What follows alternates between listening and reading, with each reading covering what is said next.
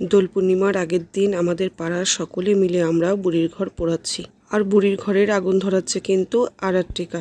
ও কিন্তু আমাদের পাশের বাড়িতেই থাকে। খুব আনন্দ আর মজা করে কিন্তু বুড়ির ঘরটা পোড়ানো হলো। আর দেখো পাড়ার কিন্তু অনেকেই আছে এখানে। বুড়ির ঘর তো পোড়ানো হয়ে গেছে, এটা হচ্ছে পরের দিনের ভিডিও। তো মেয়ে বেরিয়ে গেছে রং খেলতে, ওর বান্ধবীরা কিন্তু বাড়িতে এসে ওকে ডেকেছে, তারপরে কিন্তু রং খেলতে বেরিয়ে গেল। তবে এখানে কিন্তু সবাই আসেনি, আরও বাকি আছে, ওরা কিন্তু পরে এসেছিল, ওটার ভিডিও করা হয়নি। আমি, ছেলে, মেয়ে আমরা সকলে মিলে কিন্তু অনেক রং খেলেছি, প্রচুর আনন্দ করেছি। তবে সব তো আর ভিডিও করা হয়নি, যেটুখানি করা হয়েছে সেটুখানি কিন্তু আমি তোমাদের সাথে শেয়ার করে নিলাম। পাইপের সাথেই কিন্তু বেলুনটা একসাথেই লাগানো ছিল। আর এটা কিন্তু এই বছরই আমি নতুন কিনলাম। আর বেলুনগুলো পাইপের মধ্যে থাকাতে কিন্তু খুব সহজেই কিন্তু এর মধ্যে রং ভরা যাচ্ছিল। আর এদিকে তো ছেলে ব্যস্ত ওর বন্ধুদের সাথে রং খেলতে। আর এদিকে দেখো আমার বান্ধবীরা ওরাও কিন্তু চলে এসেছে। তো আমরা সকলে মিলে কিন্তু প্রচুর আনন্দের মধ্যে দিয়ে দোল উৎসবটা পালন করলাম।